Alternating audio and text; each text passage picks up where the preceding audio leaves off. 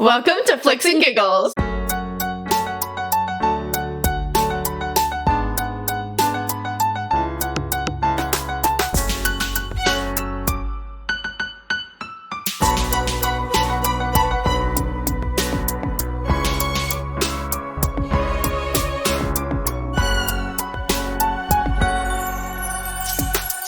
My name is Amia, My name's Izzy. and today we have a little Christmas episode. Christmas, the snow's coming down. Christmas! I'm watching it fall. Okay. We're coming at you with Christmas music, Christmas movies, Christmas facts, Christmas.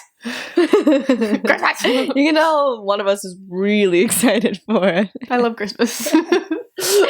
Okay, where do we start? Start with your facts. Okay, I got some Christmas facts coming at you.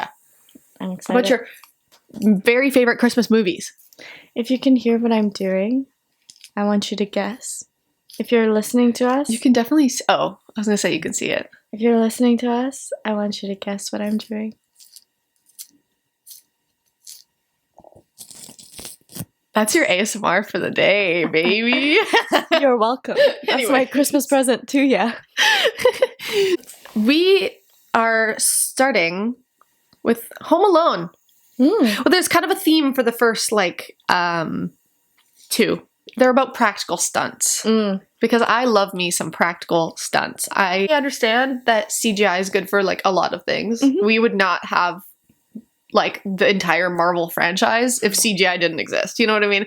But I love me some good old practical stunts. And sometimes there's some things in movies now where I'm like, we could have just done that for real. Mm-hmm. You know? And it would have been so much, meatier. Mm-hmm. It would have been just better for the actors as well. Yeah.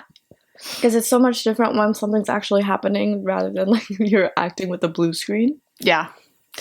So my first one is Home Alone. There's a part where he has a tarantula on his face, one of the guys that robs him, and that was a real tarantula. Which I think the only time we've seen that since was Billie Eilish's music video, is what I can think of, where she had the tarantula in her mouth. Yeah.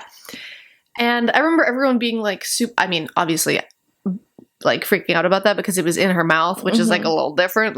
There's no way you're getting me to put a tarantula in my mouth. No. My face, maybe. Depends how much you're paying me. Yeah. But that was a real tarantula on his face. And then there was a moment where he is stepping over a bunch of ornaments. And it wasn't real glass, obviously, but he was actually stepping on fake glass. But he was still doing it. Yeah. Yeah. And then for Elf, they didn't use any CGI. They did use CGI, obviously, for Santa's sleigh flying and some snow in some scenes, but they didn't use CGI for any sizing. So when he's with the elves, they built two identical sets. One was really, really big, and then one was really, really teeny. Oh. So they would film the same scenes, but parts of it in the big set, so he looked really normal size. Yeah, normal size, and then in the small set, so he looked tiny. Yeah. And then they had different objects, they had a normal size baseball bat, and then they had a teeny, teeny baseball bat for when he swings it. And I think that did really well. When I think back to those scenes, yeah, it was good. Me too. I'm glad they didn't use CGI for that. Yeah. And then I was worried we were going to hear you chewing the entire time. Eat your goddamn orange. It's so sour. Would you like one? I'm okay. That's with your coffee. I'll put it down. Okay. This was talking about the spider thing. There's a new movie that's coming out. I think it's called Anyone But You. It's with Sydney Sweeney and Glenn Powell. Yes, I've seen Their new rom-com. There's a scene where they are acting with an actual spider. And it's a huntsman spider or whatever, and it's huge. And it was on Sydney Sweeney's hand. And in the scene, she's supposed to get bit and then she screams, but then she actually got bit by the spider, like for real. No. So she started screaming for real, but then people thought she was just like acting, like making really dramatic choice for like the movie. But she like showed it on Jimmy Fallon and there's a blooper of it and she's going, ah, ah, and it was like a gut scream and she's like, hey, he's really biting me. I should have kept that in, honestly. But yeah, that reminded me. And then this one's also for Elf, but it's moving away from the like practical stunts thing. They almost, so in the movie they have like a department store, but it has like some random name, right? They almost used Macy's. They were in an agreement with Macy's. They were going to use the actual name in the movie. But they have the part where Santa shows up, right? And he's like, you're not Santa. I know Santa. You're not the real Santa. And he like rips off his beard and he like exposes that the mall Santa isn't real Santa. Yeah. And Macy's was like, if you're going to film and use our name, you have to take that part out of the movie because our mall Santa is really Santa. Right. So you can't be telling people that our mall Santa isn't Santa. Right. So then they didn't use Macy's and they used a different department store and they actually filmed in a hospital cafeteria in Vancouver. Yeah. Wow. Mm-hmm. I didn't know that. Elf was like the rest of the movie filmed in Vancouver? Did you know? That I don't know. I think they filmed some of it in actual New York because they have like the street scenes with the subways. So I don't think all of it was, but some parts of it were. That's kind of cool. Yeah, and I got most of those from goodhousekeeping.com. Thanks. Shout out. Thanks, goodhousekeeping.com. Good of you. You the best. Oh, and there was another one. Speaking of stepping on the glass ornaments, have you ever seen Die Hard? Mm-hmm. Okay, I have not. So I was considering putting this in here because also some people say that Die Hard is not a Christmas movie, and I know some people do. I think it's a Christmas movie. Okay, I have no opinion because I've never seen it. But I watched them with my dad. There is supposedly, I don't know, you can tell me, a scene where he is like stepping on glass. I think in every Die Hard movie. Great. At one point there's breaking of glass and there's stepping on glass. Great. For that one, they like actually used glass, but he wasn't using his real feet, but it wasn't CGI. They like made feet. They made like foot covers that he wore over his feet. Oh. And in like most of the shots you can't really tell because the angles and whatever. There's like apparently one shot where he's kind of like pulling glass out of the foot that you can like tell that it's not a real foot. Okay. But they literally made this man fake feet. I have no idea what scene that is, but now I want to go and watch it. I feel like I should watch it too now, just to... In Captain America, the first Avenger, there's a scene where he just made it, he like woke up, right? And it's like in the shield, whatever, and then he's like running after a bad guy or whatever in New York City. I think this is after he'd just woken up from his coma or whatever. Not coma, he was literally in the ice for years. Anyways, there's a scene where he's running on the street and they made him like something similar because he's supposed to be barefoot and like running. So he has these foot-looking boots. Like it's so weird. There's like you can't see it, like you can't tell in the movies, but there's like behind the scenes where you just see it and it looks so gross. I think it's so much better than like faking it on the ground though. Like I like it. I don't know. Something about a real stunt makes me happy. Me too. I feel like there should be like an Oscar category for stunts. Honestly. Because there's so like it's a whole group of actors and like people that are coordinating it, and we like Hollywood's crazy for like action movies even if they're bad. Like, you know, and so much goes into it, and I feel like stunt people never get the credits. Like you never know who they are. This is completely off topic, not Christmas at all, but you know what that makes me think of? What? Have you ever seen Outer Banks? Yeah. I didn't watch the whole thing, but Okay, I think it's season 2. Maybe this is not a spoiler. But it's like... Wait, I'm gonna find the video so you can watch it. I'll put it on the Instagram if I can find it. But it's a scene where Kiara, there's a scene where she's like hopping over a fence. I've seen this. And they had a stunt double who looks nothing like Kiara. And it's like they stayed on there for too long with the camera, and it's just so obvious. I'll put a picture of it on the Instagram. It's so funny. Look at this. Yeah. I mean, I guess they kind of look similar. Like, not... Like, I see the vision. I don't know if I do. I'm not sure if I do.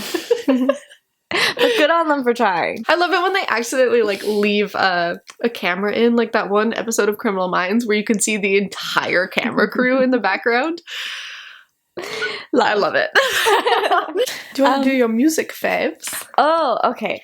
So these ones aren't really like classic like Christmas tunes. They're more like covers done by artists or Christmas-esque music that I am really enjoying right now. So we're gonna start with Fruitcake, the EP by Sabrina Carpenter, because it's got gems like A Nonsense Christmas and Cindy Lou Who, which I really like. I think everything that she's doing right now with music is just so fun. I think she's having a lot of fun with it, and I'm a fan. Yeah, I love A Nonsense Christmas, and I love Buy Me Presents. Yes. I wasn't super into the like slower songs personally, but I love all of her like boppy beat stuff, and Buy Me Presents is kind of in the same field of like what's that Ariana Grande song? Santa tell me if that one? Really? Yeah. Is that her? I think so. Did I just make that up? Yeah. I feel like that one and Underneath the Tree by Kelly Clarkson, they're not like classics, but they've kind of made their way onto like every year playlists. Yeah. I feel like Buy Me Presents could do the same thing. Yeah. Yeah. I think A Nonsense Christmas could too. Oh yeah. But like just for fun. Like it's one of those songs where people are like, this is so iconic. Yeah, just don't play it in front of your grandma. I don't think she'll be a fan. She probably won't like it. Yeah, no. My second one is ever since it came out, I will kind of listen to it around Christmas, and it's If the Fates Allow, a Hadestown holiday album. So this is the cast of Hadestown coming together and doing like their own rendition of like all these like classic Christmas songs, and it's very like bluesy and jazzy. Yeah. It's perfect for like a stormy Christmas. Yeah. And it's like dark and gloomy out, and then you put this on and you're like, yeah, and there's fire around you. You're warm. Yeah. It's good if you are the kind of person that like wants something new, but you're not into like poppy Christmas. It's the classic songs, most of them. I think they have a couple like originals. I think, but mostly they're like covers. And they still have that kind of bluesy, jazzy like Christmas feel to them, but it's a completely different take. Yeah. And I love that. Yeah. Every song sounds like very unique. Like it's a very completely new rendition of it. Yeah. Yeah. And they sound amazing. And there's some really beautiful harmonies in these songs. Hadestown with the 3-part harmonies. Always. Yeah. If the fates allow. If the fates allow, there will be a 3-part harmony. And then my last one that I've kind of had on repeat is all of Laufey's new Christmas songs. So a very Laufey holiday, very much on there. Christmas with You, on there because I love Norah Jones. So yeah, this one is also very jazzy. Yeah. Yeah. She has a song with Dodie. Love to Keep Me Warm. Yes, I love that one. I think they both sound so good. Oh, I have a song that I want to talk about. Yeah. It's This is kind of a side note, but I love Laufey. Like she was in one of my like top 5s for artists for the rap, Spotify rap, and I feel like everyone's like, oh my god, Laufey's bringing jazz back, and she absolutely is, but I feel like there's someone else who deserves the same hype and the same success, and it's Samara Joy, because she has been doing this. Like, she didn't go get like viral on TikTok or anything, and that's definitely part of the reason why she doesn't have that same wide reach audience. But if you like Leve, you absolutely have to go and check out Samara Joy because she is Yeah. a treasure. Well, Samara, it's funny, like, Leve has gotten more kind of the, like, public's attention and not so much, like, award attention, but I feel like Samara Joy is getting, like, awards and attention that way, but not, like, public recognition. No. Yeah. She's like, yeah, exactly. I feel like Leve's only starting to get the award recognition because she just got nominated for a Nami. Grammy no. She just said Grammy-nated for a Nami. Oh my god, I'm dead. Grammy-nated for a Nami.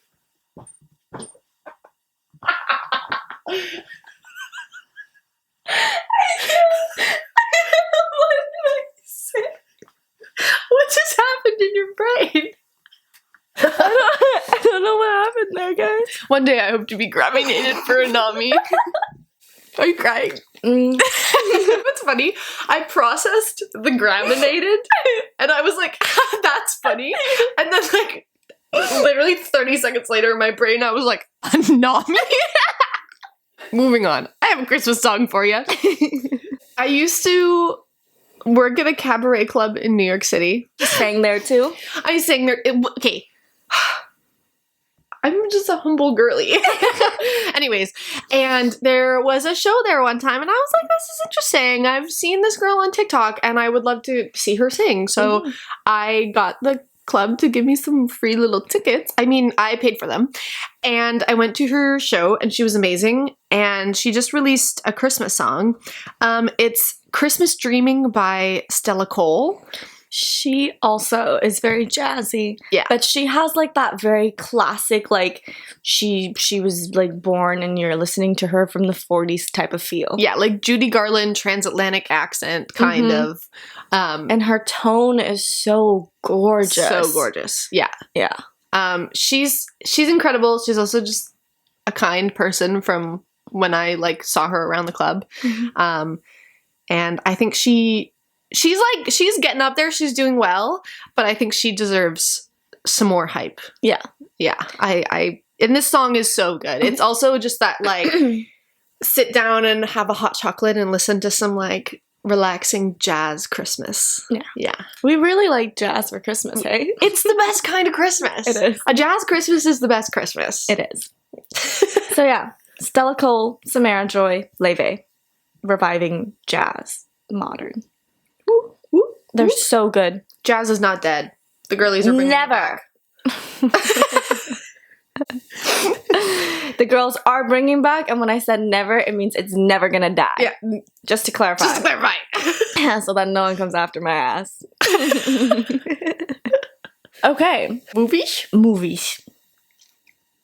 I watched How the Grinch Stole Christmas yesterday. It's on my list. Yeah. Oh, I have a fun fact about this. Tell me. Did you know that Max, the dog, in The Grinch was not played by one dog? Not by two. No. Not by three. No. Not even by four. No. Not even by 6 dogs. 6 dogs. There were 6 dogs. Why? Because they were all trained in different things.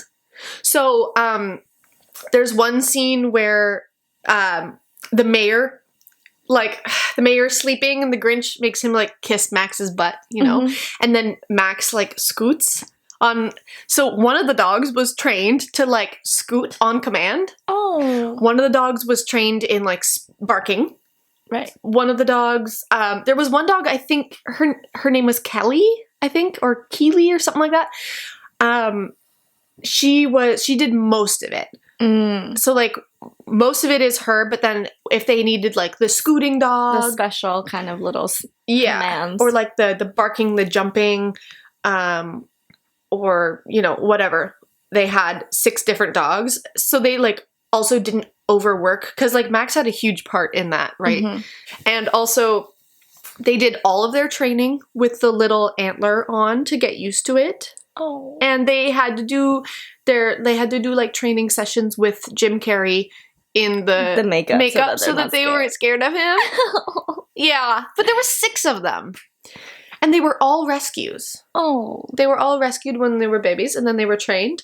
And most of them, this was like, they weren't dogs that went on to do like multiple movies. For, I think maybe only a couple of them actually did something else, but for most of them, The Grinch was like the only movie that they did. Oh. Yeah. I hope they got paid well. Lots of love and kisses and treats. Mm-hmm. Yeah. Did you know that Jim Carrey had to undergo like I think it was either CIA or FBI like torture training to actually do the Grinch movie, because like the makeup and like I think being in it and the suit, it was actually like torture, so he actually had to undergo training to withhold, like to be able to withstand torture. There is a Graham Norton interview where he's talking about it. When I did The Grinch, I was literally, the makeup was like being buried alive every day. How long did it take? The first day was 8.5 hours. And I went back to my trailer and put my leg through the wall. And I told Ron Howard I couldn't do the movie. And then Brian Grazer came in, and being the fix-it man, and came up with a brilliant idea, which was to hire a gentleman who is trained to teach CIA operatives how to endure torture. And so that's how I got through The Grinch. I would like it. Good gig. It was quite hilarious. He said, "Eat everything you see."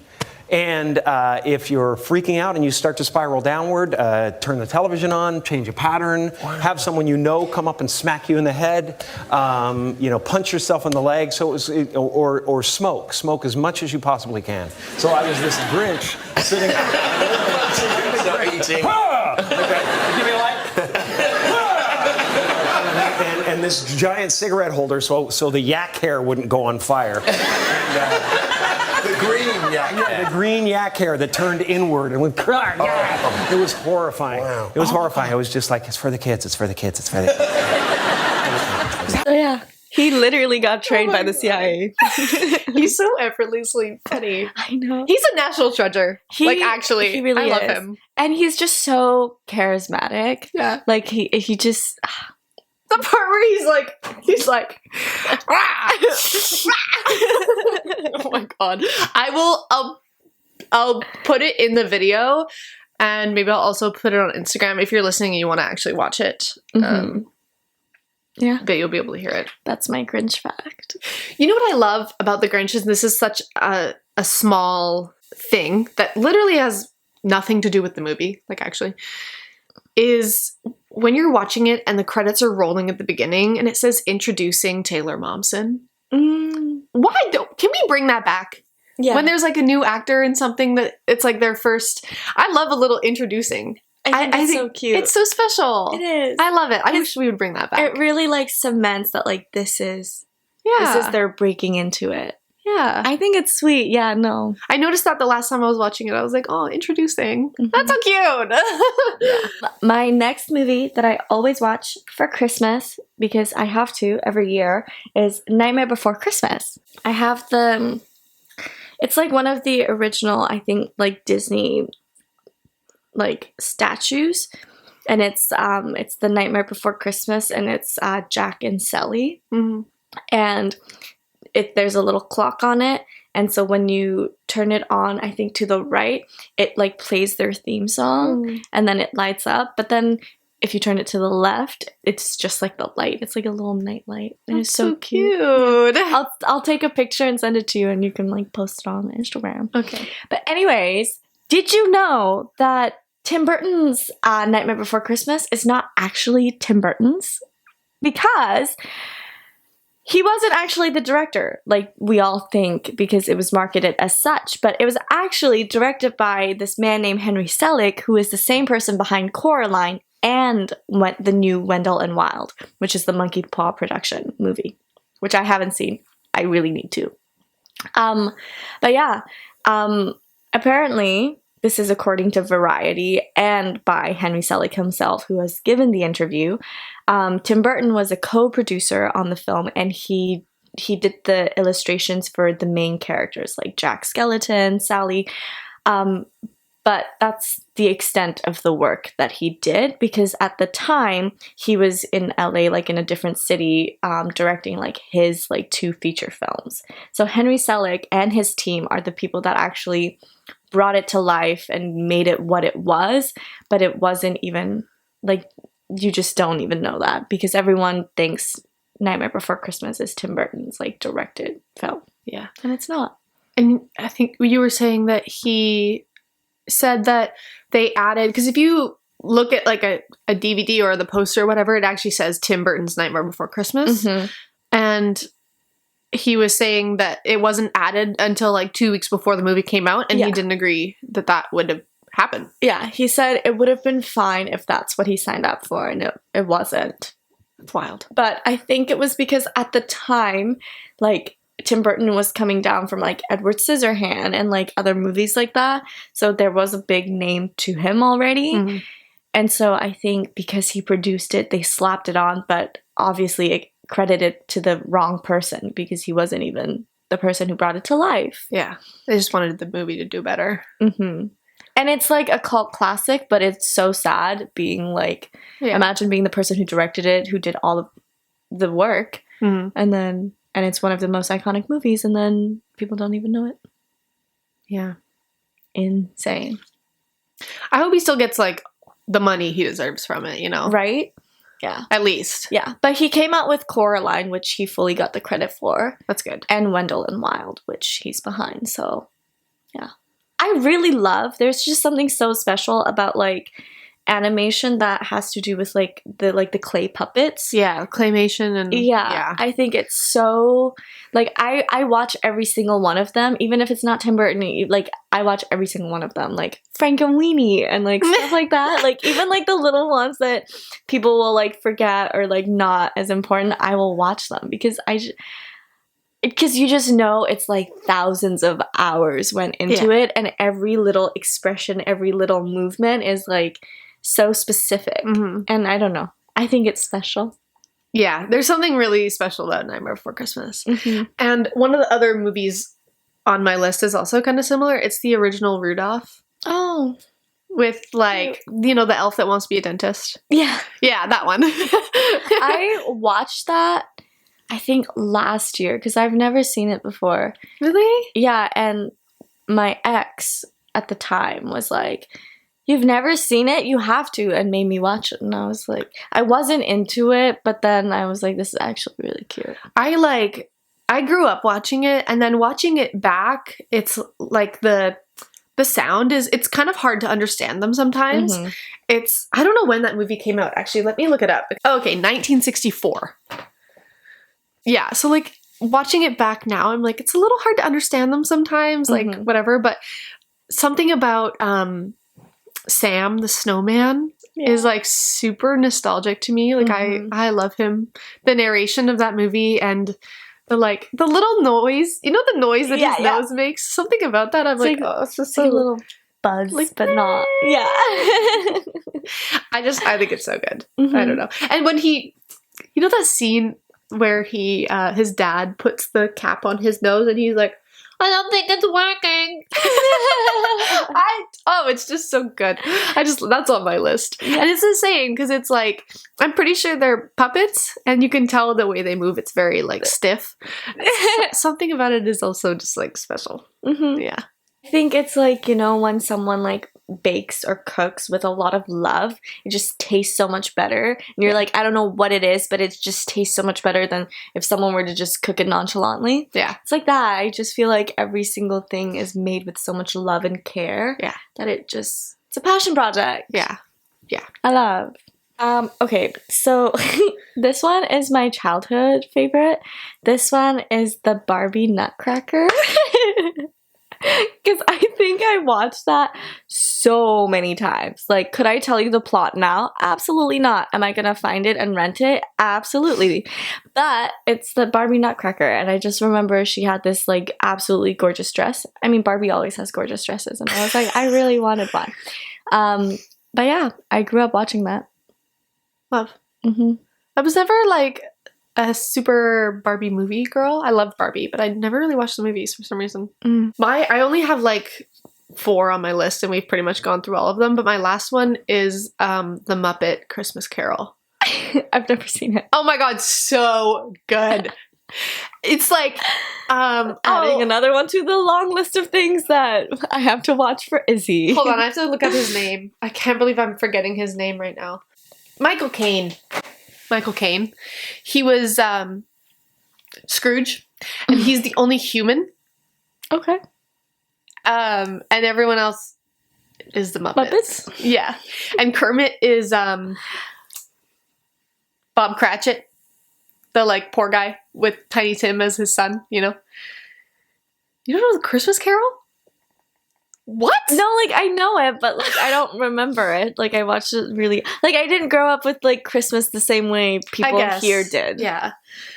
But it's like he did Michael Caine did an interview, and he was like, when you're the only human on set and you're trying to play this like really intense character like Ebenezer Scrooge, he was like, I really had to just kind of pretend like I wasn't surrounded by puppets.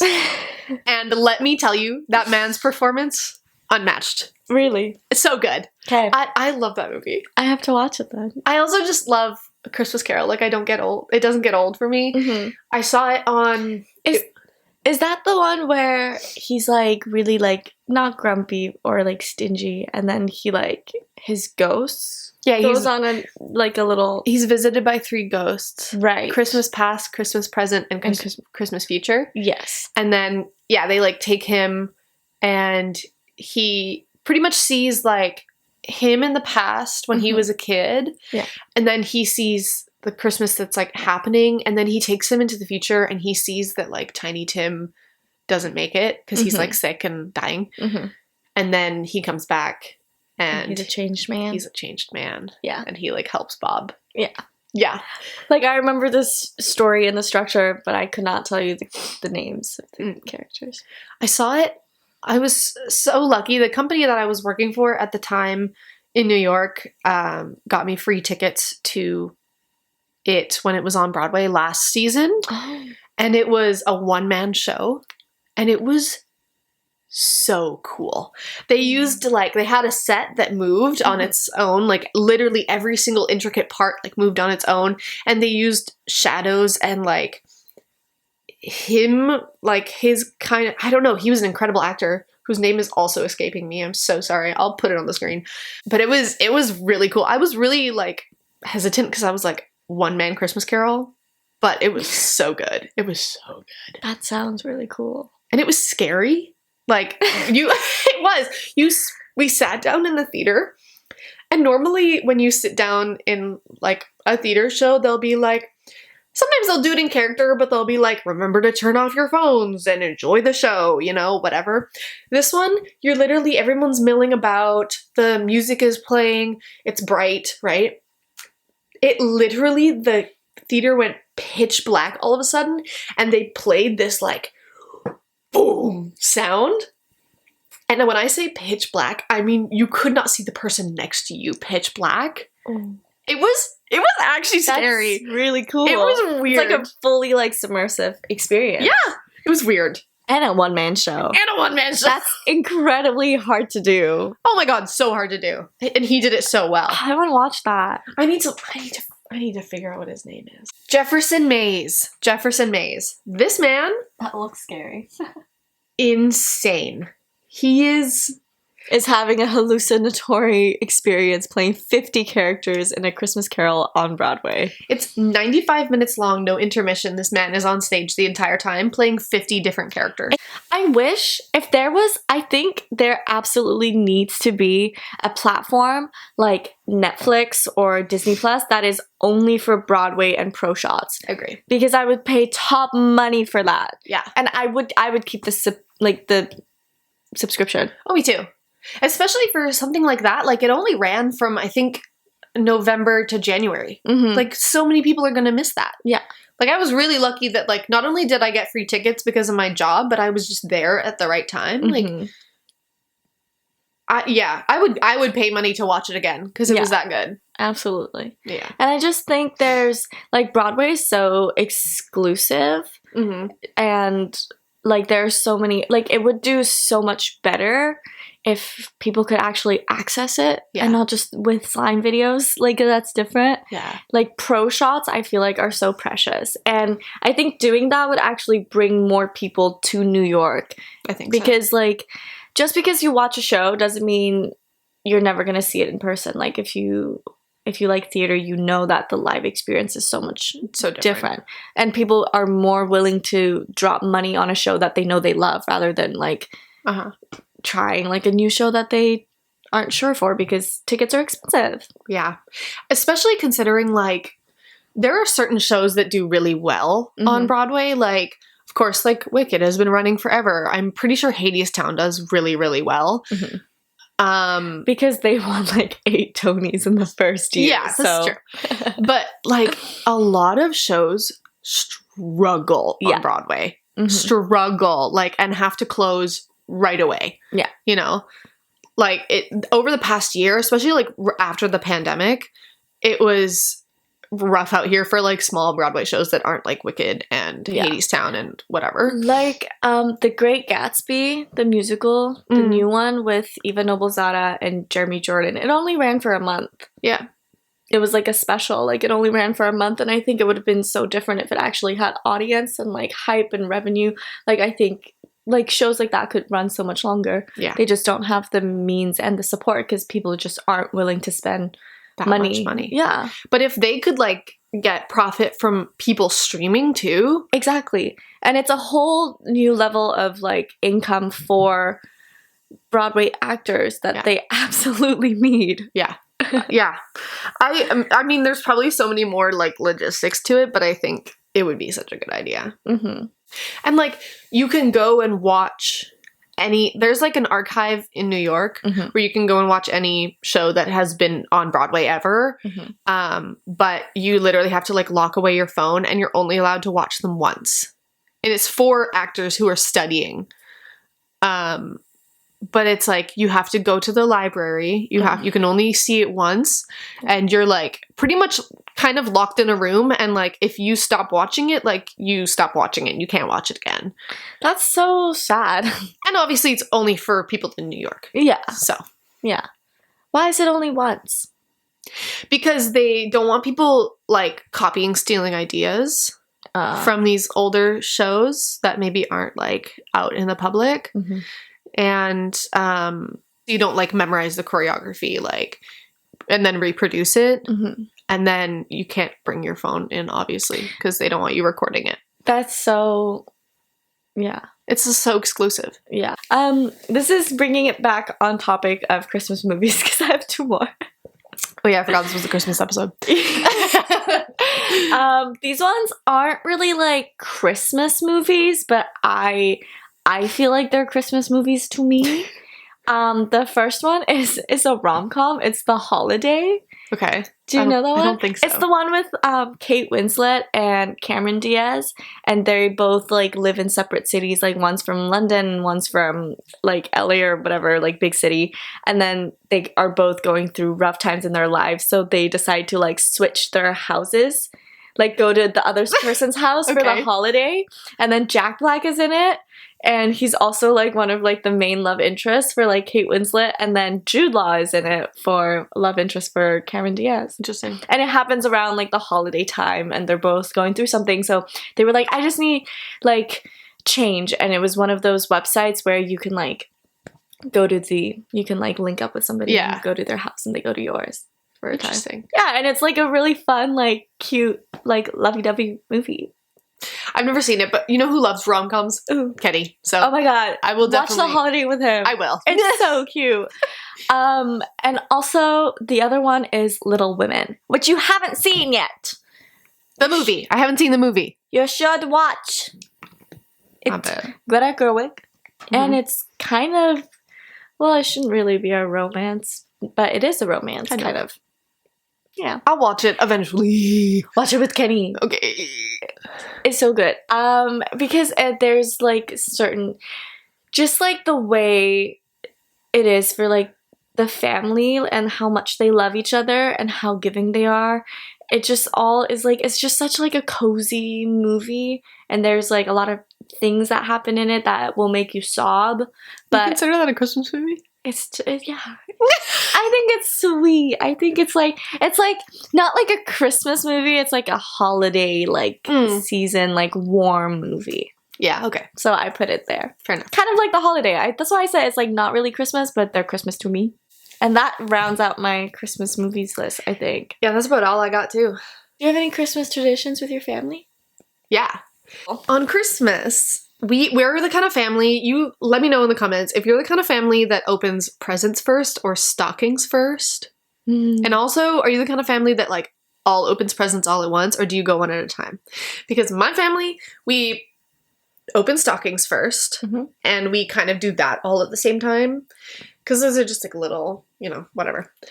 But then we like go around and you open a present like one at a time so everyone can like see what you got, and like it can be appreciated kind of thing. That's what my family does. It'll be like, we'll Christmas morning, I will pile the gifts into like the names and then it goes one by one. It's like everyone gets to open one thing at a time. Yeah. And then we just kind of go in circles. So it's like a little morning activity. I like that because one, it makes it last longer. Yes. And then two, I like seeing what everybody got. Yeah. I don't want to like miss what you got. I wanna see. Exactly. And I want to like see your reaction Yeah. and like everything like that.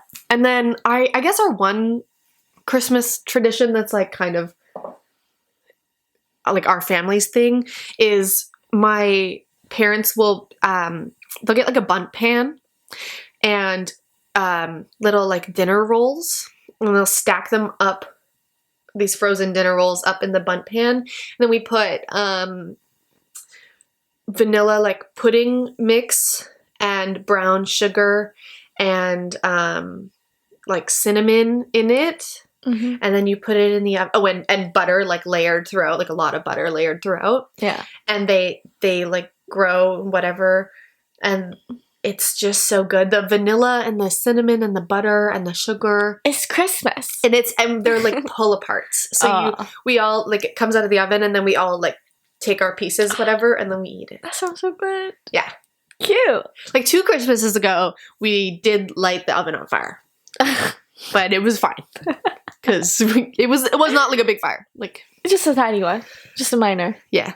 So, fire on Christmas morning. But we other than that year, it's been a delicious breakfast. Love. That's it. Do you have I any think Christmas that's it. traditions? Not really.